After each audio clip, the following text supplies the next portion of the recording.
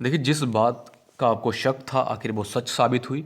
देखिए, मुझे नहीं लगता कि अब इस समय आपको इस तरह की न्यूज़ पढ़कर कोई हैरानी होती होगी, कुछ नया लगता होगा, क्योंकि अब हिमाचल प्रदेश में ऐसी एक परंपरा ही चल पड़ी है। 2-2 साल पहले जिन भर्तियों के नोटिफिकेशन निकले थे, अभी तक उनका प्रोसेस ही पूरा नहीं हो पा रहा है। ज़्यादातर भर्तियां कोर्ट में लटकी हुई हैं और अब जे मामला सामने आ गया। तो देखिए, परीक्षा से पहले ही लीक हो गया था कांस्टेबल भर्ती का पेपर। 6 से 8 लाख रुपए में पेपर बेचे गए थे। दूसरी बात, पेपर कैंसिल होगा या क्या होगा आगे, वो तो मैं आपको नहीं बता पाऊंगा। बाकी आप अपनी राय भी जरूर कमेंट में लिखिएगा, क्योंकि ये जो लेटेस्ट न्यूज़ आई है वही मैं आपके साथ शेयर करने वाला हूँ। इसमें जितनी जानकारी दी गई है वो मैं आपके साथ शेयर करने वाला हूँ, ठीक है।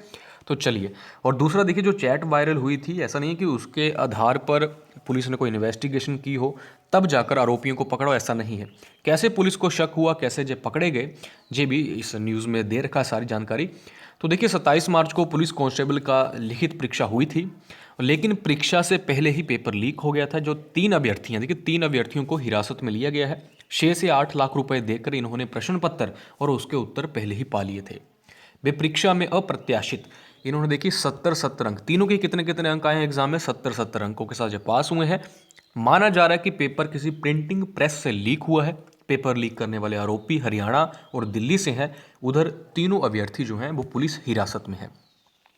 कांगड़ा पुलिस ने पेपर लीक की पुष्टि होने के बाद कांगड़ा के गग्गल थाने में वीरवार देर देर रात आरोपियों के खिलाफ धारा 420 का आप समझते ही हैं, फ्रॉड के तहत एफआईआर दर्ज कर ली है।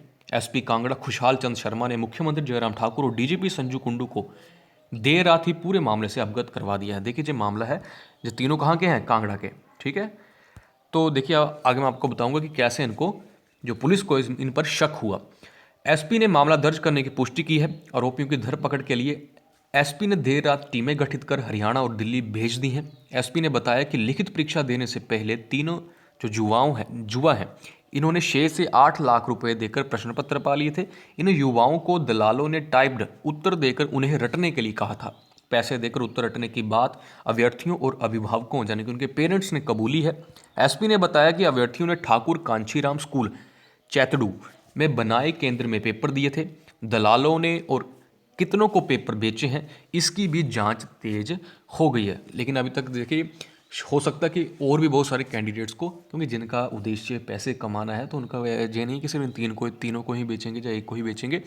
तो हो सकता है कि इनके अलावा भी उन्होंने बहुत सारे कैंडिडेट्स को बेचे हों पेपर। लेकिन पकड़े कितने गए अभी तक? 3, जिनका पता चल चुका। अब बात करेंगे कैसे शक हुआ पुलिस को। तो 5 अप्रैल को लिखित परीक्षा का परिणाम निकला। उसके बाद जो अभ्यर्थी पास हुए थे उनका क्या होनी थी? डॉक्यूमेंटेशन, ठीक है। तो डॉक्यूमेंटेशन के लिए प्रदेश भर के युवाओं को बुलाया जा रहा था, जैसे जैसे उनकी डेट्स आ रही थी। इसके बाद नियुक्ति होनी थी। देखिए, दस्तावेजों की जांच के दौरान यानी कि डॉक्यूमेंटेशन के दौरान एसपी कांगड़ा को 3 युवाओं पर शक हुआ। शक देखिए कैसे हुआ कि जो 3 जो युवा लोग थे, इनके 90 में से 70 अंक थे। देखिए, 90 में से 70 अंक थे, मेरे ख्याल 80 नंबर का पेपर होता आपका, है ना। तो 80 में से, है ना, 80 में से होगा। लेकिन 10वीं की कक्षा में उनके अंक 50% भी नहीं थे।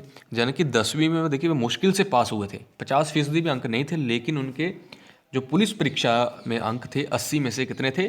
70। और एसपी ने तीनों युवाओं से अलग अलग कड़ी पूछताछ की। जब इस ऐसे पुलिस को शक हुआ कि इनके नंबर तो 10वीं में तो 50% भी नहीं है, और जो पुलिस की परीक्षा है कांस्टेबल की, उसमें जो 80 में से 70 अंक ले रहे हैं, ठीक है। पुलिस ने देखिए कड़ी पूछताछ की। पूछताछ में तीनों युवा फंस गए और उन्होंने माना कि लिखित परीक्षा से पहले ही 6 से 8 लाख रुपए देकर उन्हें टाइप्ड प्रश्नों के उत्तर मिल गए थे। उन्हें उत्तर रटने को कहा गया। तो इतनी ही जानकारी दी गई। आगे तो यही लिख रखा है कि इतनों ने परीक्षा दी थी, इतने पद थे, 1334 पद थे। 27 मार्च को भर्ती की परीक्षा हुई। 932 पुरुष, 311 महिला कांस्टेबल, 91 पुरुष कांस्टेबल बतौर चालक पदों के लिए 5 अप्रैल 2022 को परिणाम घोषित हुआ। पहले चरण में लिखित परीक्षा का आयोजन प्रदेश भर में निर्धारित 81 केंद्रों पर किया गया था। लिखित परीक्षा में कांस्टेबल पुरुष के पदों के लिए 60,000 से अधिक और कांस्टेबल महिला पदों के लिए 14,000 से अधिक, जे है ना। तो अब देखिए, इतनी जानकारी इसमें दी गई है। अब देखिए आगे क्या होता है। और जे भी कोई अभी ऐसा नहीं है कि सिर्फ ये 3 ही युवा हैं जिन्होंने पैसे देकर प्रश्न पत्र और उत्तर खरीदे हों, हो सकता है इसके अलावा भी बहुत सारे हों। तो इसकी इन्वेस्टिगेशन अब चल रही है। बाकी आप अपनी देखिए राय इस पर कमेंट कर सकते हैं कि अब आप क्या चाहते हैं, और ये सारी न्यूज़ सुनने के बाद, ठीक है। बाकी आपको पता, अब हिमाचल प्रदेश में ऐसा ही हो रहा है।